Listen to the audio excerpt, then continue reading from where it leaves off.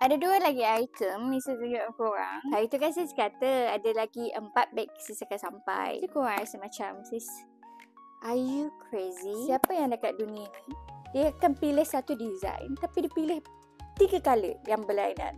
Satu beg, 3 colour. Yeah, I think sis dah gila sikit. But it's okay. Dia nak beli dia, so sis tak tahu nak pilih yang mana satu. Sebab every colour cantik. It's okay. Kalau rasa macam tak nak pakai lagi dah, maybe sis pergi kat korang ke? We didn't know. Kan? Apa masalah ni kan? Hari tu kan sis mengajuk dengan beg sama Alif Syukri tu. Saya kali tengok live, muncul lah FYP dia jual. Tapi beg kuning tak ada letak pula kan? Orang punya pasar, sis purchase this one. This is first time saya beli daripada this brand. Nama ni Nunu ke apa nama dia ke? Lupa dah. Sis bagi 3 warna. Nanti sis tunjuk satu-satu dengan korang. Korang faham kan kenapa sis tak tahu sis nak pilih yang mana satu? Either warna red cherry like this.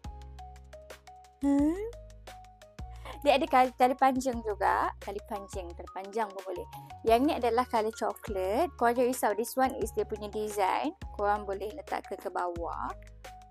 Sebab maybe dia baru design yang macam ni. Cantik. This one is colour pink. Saya tunjukkan korang. Dia punya jahitan sangat-sangat kemas tau. Kalau korang nampak dekat sini kan. Is giving like mahal punya produk. Dan sekarang ni kan orang yang suka jenis-jenis yang berkilat-kilat macam ni. So korang boleh gayakan dengan kat tangan macam ni. Ataupun korang boleh pakai yang tali panjang tu yang dia provide untuk korang. Oh, kalau korang pergi dinner ke apa kan, tak perlu pakai tali panjang tu, just pegang je macam ni. And then it's macam datin-datin gitu. Cantik kan? Korang faham tak kenapa sis purchase sampai 3? Sebab sis in love sangat dia punya colour and dia punya pattern. Cantik. And then dia boleh masuk juga yang macam kalau korang ada Pro Max ke apa ke, dia boleh je muat dekat dalam. Cantik kan? Seksi. Untuk warna beg, kalau korang nak pilih colour-colour yang macam sesuai atau matching dengan semua jenis colour, korang kena purchase colour yang macam coklat atau dark chocolate like this.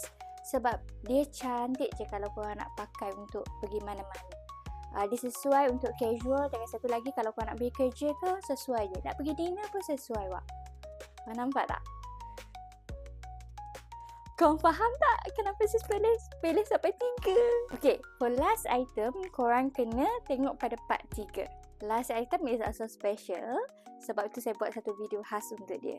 Kalau korang berminat dengan yang ni, korang boleh tengok kat bakul kuning dekat bawah.